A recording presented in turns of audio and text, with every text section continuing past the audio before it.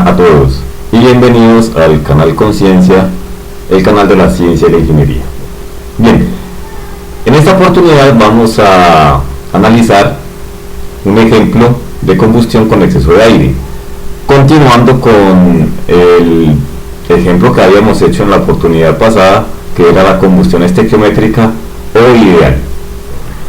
Bien, entonces lo primero es establecer en qué condiciones se lleva a cabo una combustión con exceso de aire. Pues simplemente lo que se tiene en cuenta es que en este caso utilizamos una cantidad de aire que es mayor a la que se tiene en la combustión ideal o en la combustión teórica. Esa cantidad de más que estamos entrando de aire se suele expresar en porcentaje, pero ese porcentaje es relativo al teórico, y también se suele representar con la letra lambda.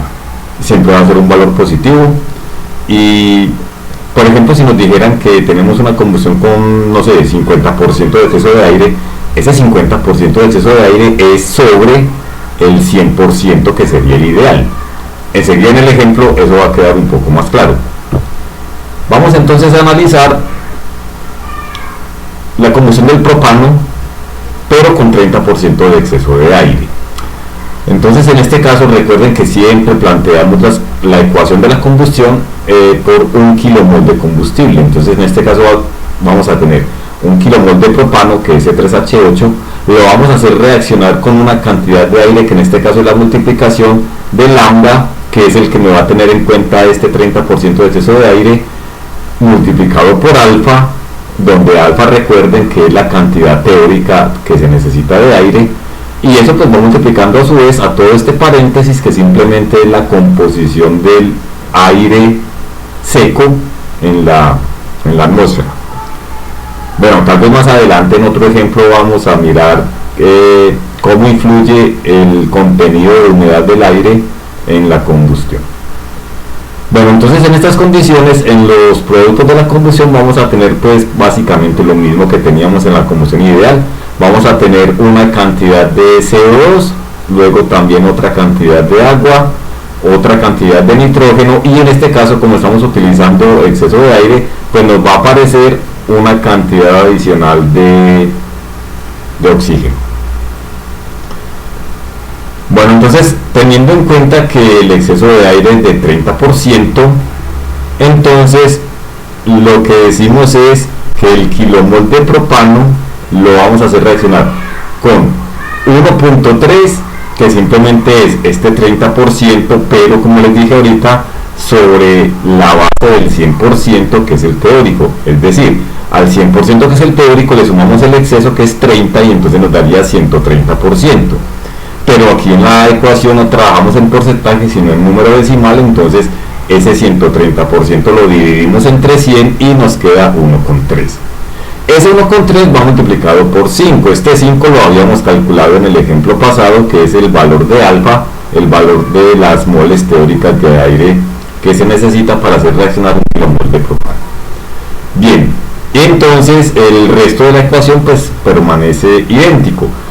Ahora lo que vamos a hacer es lo mismo que hicimos en el ejemplo anterior, que es hacer un balance atómico para establecer los coeficientes X, Y, Z y el del oxígeno. Bueno, entonces aquí lo único que hice fue que multipliqué 1.3 por 5, y eso nos da entonces como cantidad total de aire para la combustión de 6.5. Son 6.5 kilomoles que reaccionan con 1 kilomol de propano para producir esta cantidad de productos de la combustión.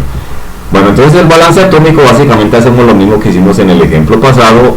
Comenzamos con el carbón, entonces decimos que los 3 átomos de carbono que hay en la molécula del propano multiplicado por el 1 nos daría 3, así como aparece aquí, 3 por 1. Como ya no tenemos más carbones en los reactivos, entonces sumamos los carbonos que hay en los productos, y el único que tiene carbono es el CO2. Entonces decimos que ese 1 por 3 va a ser igual al 1 que hay aquí, porque en la molécula de CO2 solamente hay un carbono, multiplicado por X. Entonces nos queda que 3 por 1 es igual a X. De ahí entonces sale inmediatamente que X es igual a 3. Y si recuerdan, en la combustión ideal también nos había dado X igual a 3.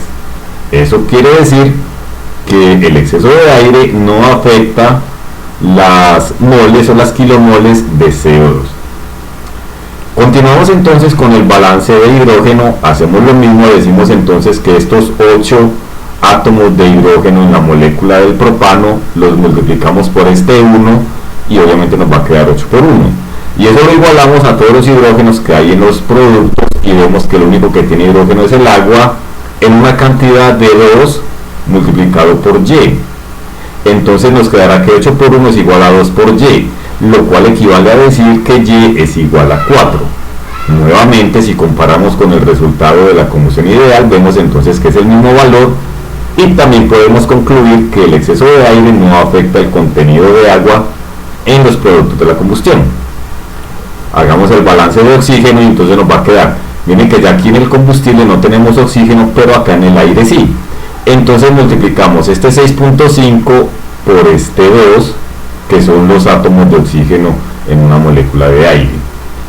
Entonces recuerden que el 6.5 viene de 1.3 por 5 y por 2, que es este 2 que está acá, y eso lo igualamos a todos los oxígenos que tengamos en los productos. Entonces tenemos 2 por X en el CO2, tenemos un oxígeno en el agua multiplicado por Y, en el nitrógeno no hay agua, y aquí sí tenemos 2 por SZ.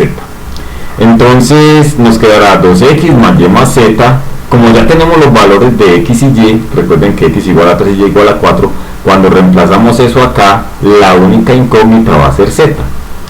De manera que cuando la despejamos nos va a dar que Z es igual a 3, es decir, que cuando utilizamos 30% de exceso de aire nos resultan en los productos de la combustión 3 kilomoles de oxígeno. En la combustión ideal no nos aparecía oxígeno, pues porque estábamos utilizando la cantidad teórica de aire. Bueno, en este punto solamente nos queda por determinar las moles de nitrógeno. Entonces lo que hacemos es balancear el nitrógeno. En este caso decimos que 6.5, o lo que es lo mismo, 1.3 por 5, lo vamos a multiplicar a su vez por 3.76 y luego por este 2, que es lo que aparece aquí.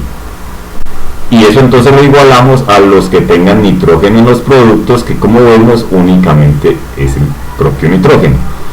Entonces nos quedará que la única incógnita es Z, sale inmediatamente, y entonces nos queda que el número de átomos de nitrógeno es 24.44. Si recuerdan, en la combustión ideal nos había dado menos. Es decir, cuando utilizamos 30% de exceso de aire, pues simplemente significa que en los productos vamos a tener un 30% más de nitrógeno en los productos y una cantidad de aire adicional. Entonces, en resumen, cuando hacemos la comparación de la combustión ideal y la combustión real, vamos a ver entonces lo siguiente.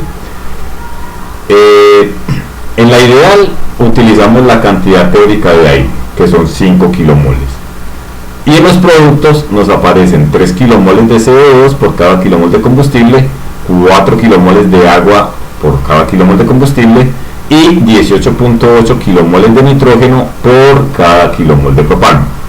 Bien, ahora cuando utilizamos 30% de exceso de aire, entonces ya lo que tenemos es que acá, bueno, aquí hay un error, aquí es el 6.5 kilomoles de aire que reaccionan con el mismo kilomol de propano para producir nuevamente los mismos 3 kilomoles de CO2, los mismos 4 kilomoles de agua, pero a diferencia de la ideal, vamos a ver que ya nos aparece una especie nueva que es el oxígeno en una cantidad de 3 kilomoles por cada kilomol de combustible, y adicionalmente nos sigue apareciendo nitrógeno, pero en una cantidad de 24.44.